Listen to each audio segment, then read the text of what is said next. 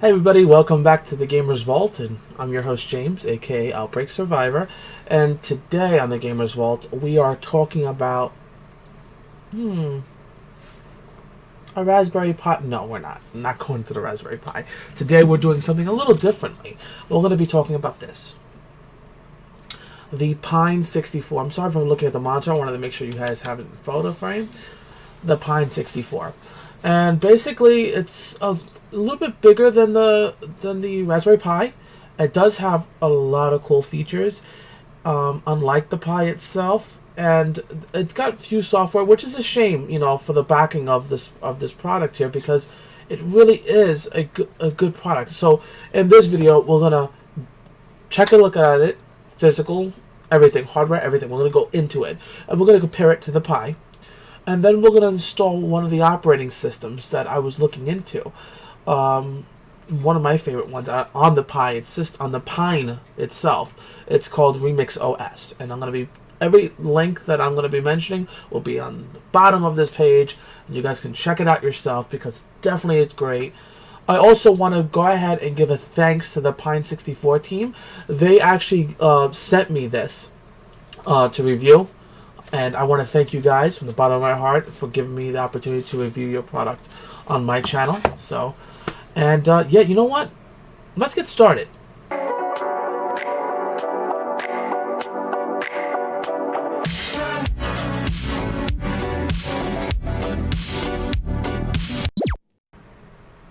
Alright everybody, so we are going to do a brief spec analysis on both boards, right?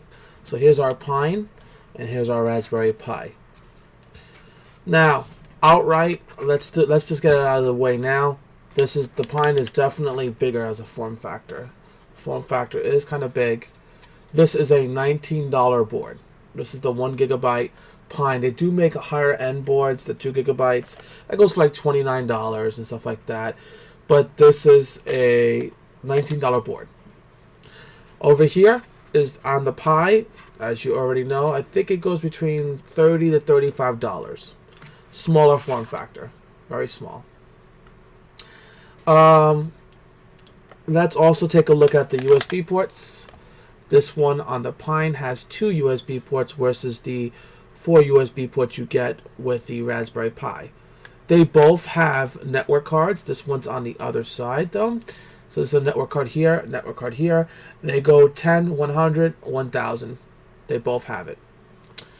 The only thing the Pine does not have out of the box that the Pi does, there is no Bluetooth and no wireless. Now, you can get the wireless. They do sell an adapter. It actually goes right here in these two pins here. And you can buy it for 10 bucks. 10 bucks. And it's an external wireless adapter that you can get. It's not built into the board, so it actually is kind of cool. So about $10. Not so bad. Moving on, it goes a little bit deeper. We're going to go a little deeper into the Pine. Unlike our Pi that has one 40-pin GPIO header, the Pine has 2 GPIO headers here. There's one here and one here. So they both have 2.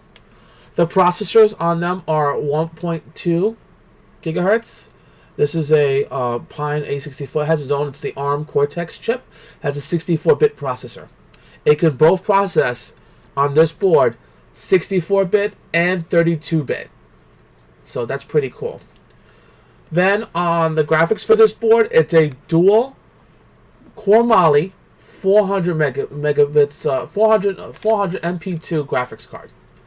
Again, not so bad. It's close, not so bad. It does have a headphone jack here, and it uses the same power, 2.5 power that you goes for a cell phone charger, or the same one that you use for the Raspberry Pi. So it has one for this one as well. It does have a micro SD card slot. That's what's right here. I'm sorry, it's a little glary here. It's right here, as opposed to the Raspberry Pi, which is underneath, which is still not so bad. And I'm assuming that the Mali chips, at least the dual core, I'm assuming are these ones here. I'm not 100% sure, so I apologize that I'm not. But I do know that is the ARMed chip. The HDMI is for 1.4A amps. It's integrated, and it has DDR3 memory. So, I guess it's a big board. It's not so bad. Just needs a little support with the software, and we're going to go to that in the next video, next part of this video. So, what is the big deal, right? Unlike our friend here, that you have to use a script that you can shut it down with and everything else, this one right here can do that too. Very corner, I'm going to try to do it as best I can without the camera messing up on us. Okay, I'm sorry guys. If you look at these edges here, this one has a reset button. This one has a power button. And please forgive me with the camera, guys. I have to get a better one. I just can't afford it right now. But these two have power and reset. So you can actually do tactile switches, and they do sell them on the website for the Pine, where you can actually solder those on. And you just press the power button and the reset switch, and that's how you would do it. It also has the battery RC like you would get for your Raspberry Pi. It has a slot for that too, so you can run, like, make a box. They sell the boxes again on the site itself, and you can run battery operated for this unit, so it can be battery operated. Also, we have the slots for the camera, and the screen can go connected to this. So the total power battery is 5 volts, like I said with this one, 5 volts, 2 amps. Same as the Pi. So the only thing I could tell, I mean, it's not so bad. It's a bigger board, has less USBs, but you know what? Honestly, it depends on what you're doing with the board that you can get USBs. I mean, I can always put like an external USB hub, and we can do it that way and extend it out. So, what's underneath the board? So, underneath, it's not much. Actually, it's not that busy. It tells you what the board is. Designed in Silicon Valley, California. Built in Silicon Delta, China. So, it does tell you all that stuff, and it's not so bad. It really isn't. Alright. So, I'm just going to go over the site real quick. I wanted to take a look at that. The wireless card for this is, like I said, $10. It has Bluetooth 4.0. And 802.11 BGNN. Kind of similar to this, but you got to buy the wireless card for this separately. This board by itself, 1 gigabyte, is $19. The 512 is $15. And if you want the 2 gigabyte of this board, it's an additional. It's actually $10 more than this price. So the 2 gigabyte is $29 for this board. But you still got to buy the Bluetooth, which comes closer to the. It comes closer to like a $40 cost if you want the high end. Board.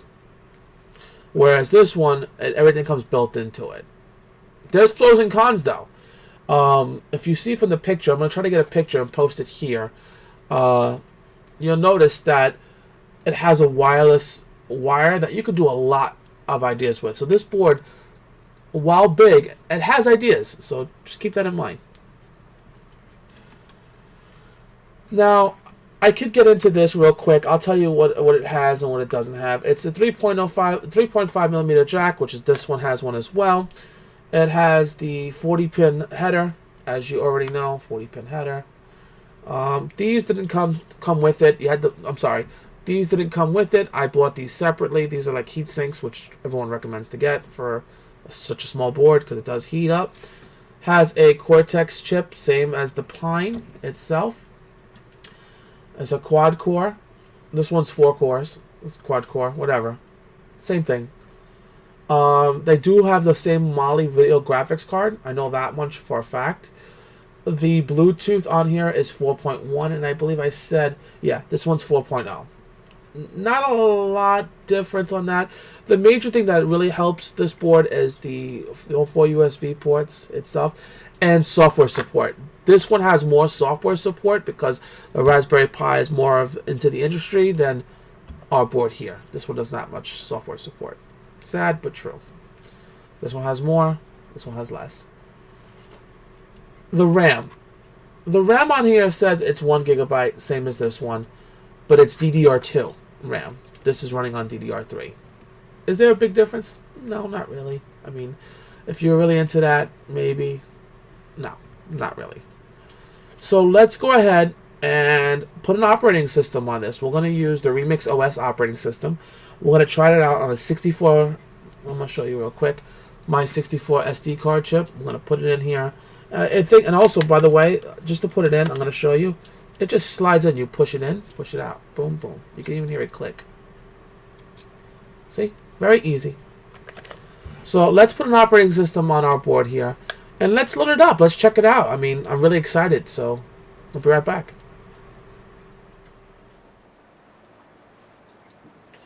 Alright guys, so I just finished installing Remix OS to the Pine64. I'm going to add on two things so you guys understand what's going on. The Pine64 Remix OS edition is really recommended for the 2 gig Pine64. And the reason why I didn't choose the other OSs that comes with this is because I find like Debian is kind of basic Linux. As far as Android is concerned, I love the way Windows style looks, and Remix OS achieved that for me. So I tried playing around with the games to play SNES and all that stuff. It's not really meant for that. It doesn't really load really well. I tried N64, PSX, and even SNEX 9X. I think the only thing that actually solved it was NES. Nintendo can play perfectly, and Nintendo plays on anything because it's 8-bit. Let's give it props, okay? So the main reason why I'm still shooting this for you is because I want to know if Kodi works.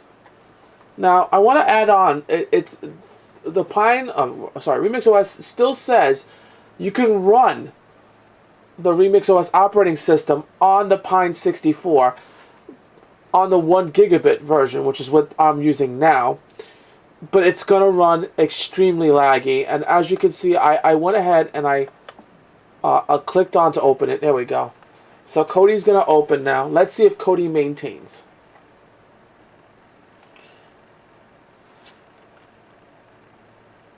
As far as the other operating systems go, I'm sure that they will run a little bit smoother and don't take less memory.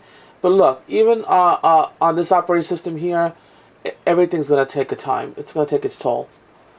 So, like my famous TV show always said to me when I was a kid.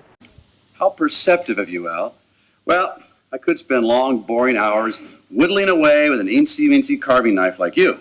Or I could put some excitement into the pumpkin carving process and sculpt my pumpkin using what? More power! You're darn right, more power. Exactly. So I may be getting the 2 gig edition for myself. You know, like I said, I don't want to be greedy. I'm gonna be honest with you. This board was given to me by the Pine64 team, and I appreciate them showing me this. It's a fantastic little piece of as far as a Raspberry Pi Pine board goes, but even with the system like this, it actually does have its little quirks. It's not even going to run. There it is. It's running Krypton. It's going to take its time to run operating system. This is 17.1 Krypton for Kodi, so it does run Kodi. It just takes its time.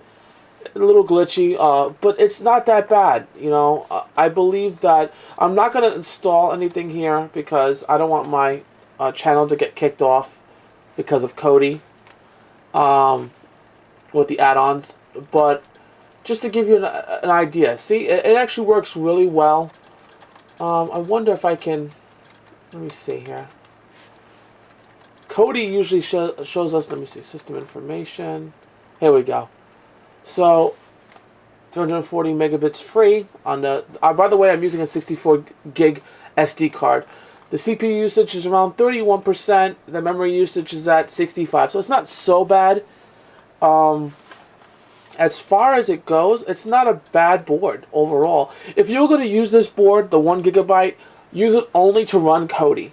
That's what I would suggest. Running Kodi and putting it in your living room, it'll work perfectly fine.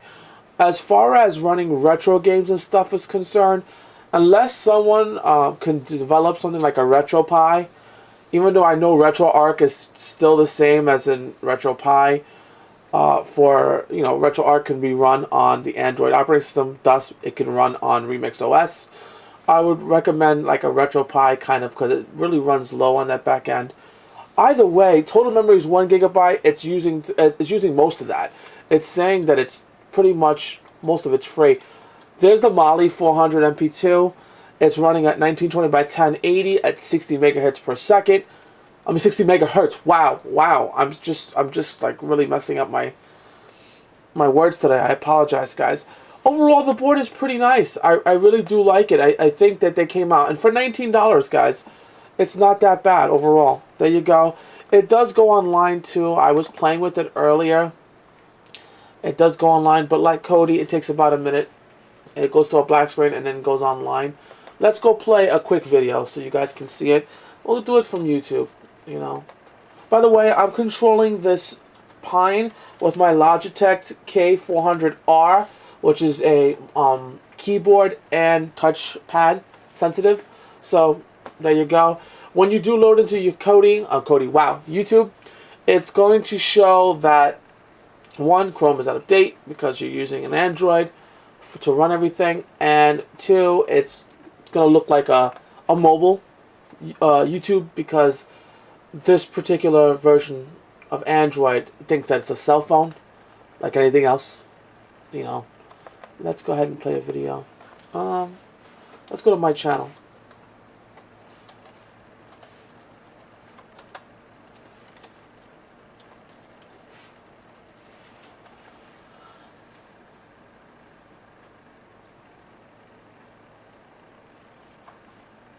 And sure, let's I hate this one, but I'm just gonna pick the first one I see. This is an older video of mine. Let's see if it runs. Okay, it is downloading. It takes its time, so I apologize. My internet's running a little slow today. A lot of you people hated this video. I have 51 likes and 48 dislikes because of this video, and that's only because of the Retro Engine Sigma. Gotta love it. Gotta love it. Anyway, let's play it. Come on. Show my friends that we can play. By the way, never mind. Let's blow it up. Will you blow up? Will you compute? And the answer is yes. It does. Let me get this out of the way. Get out of here. So it does play the Gamers Vault video on YouTube, but it's going to play at 720. So as you can see, it does play. I'm going to pause it because I'm talking. And okay, I must have hit it. First thing I'm going to get off my back is this. All right. Like I said, the commands do come in late. I spent $60 on it. Okay. Yeah, come on. My story about it before I go into the gaming and all that stuff on it. All right. There we go. So overall, the commands don't come in late because it did warn me. Remix OS does go glitchy, so you can use the other operating systems. There is Debian. There's a lot more, and I'm gonna put the links below so guys you can check it out if you like. But overall, the board was great. So you know what? I'm gonna go ahead and just end our video here and go to a closing real quick because I want to show you guys something. I have something to show you in regarding the pop figures. I showed it to my Retro Tech 100 group, the Facebook group that I'm a part of, but I want to show you guys. So, I'll be right back. Hey everybody, I hope you liked that video. It came out really well. I do have some quick thoughts. I thought the board was pretty decent for what it is. I'm probably leaning towards the 2 gigabyte one, because you already know. But I wanted to show you something. So I told you guys in a couple of videos, or one video before this, one of my pickup videos, I don't like pop figures. I think they're disgusting. They're gross. So I was like, I will never collect them. I will never ever collect them. Until I showed you one of them that I thought was pretty cool. And I needed book holders. And the reason why I needed book holders, I'm going to show you real quick, is because I have in my collection, ooh, sorry. Excuse me. Sorry, guys. I have in my collection the Resident Evil books. See? I have a lot of them. I have the whole complete collection that was written by S.D. Perry. And, yeah. Another one. So you can see them all. See? I have every single one of them. I love Resident Evil, if you haven't figured it out yet. And I thought, you know what? I got an idea for the pop figures. I'm going to turn them into book holders. So here's Nemesis. I've got the decal. I paid like $4 on eBay for decal. I took two pieces of plastic, glued them together, painted this one black myself, and I glued Nemesis on it. He goes on one end. Then I had someone paint this for me, the blue here. They did a pretty decent job with that. I loved the way it came out, and I got the decal for stars. I'm gonna take Jill off for a minute because she's only sitting on something. Has stars with the yellow logo, so that came out pretty good too. And yeah, now for my bookshelf, I have two bookends, one Nemesis and one Jill, and they hold up my my Resident Evil collection. So that's another idea that you can do, quick, easy. I think it cost me, well, the two pop figures were like $12 a piece from GameStop, $5 for the decal, and the plastic, maybe another $5. If you have a person to cut it for you, that'd be pretty good. I had some paint lying around, and I only spent like $3 or $4 for that. So it really wasn't a lot, and it's pretty cool for my game collection. Either way, guys, thank you so much for coming out and so much watching my videos. I really do appreciate it. Leave some comments down below. Are you going to buy the Pine? If so, which one would you buy? And what operating system did you choose? Did you get RetroArch on there? So answer all those questions down below. I'm going to leave some links down there so you guys can check it out for yourself. It's a pretty decent company. Again, thank you for coming, guys. Take care.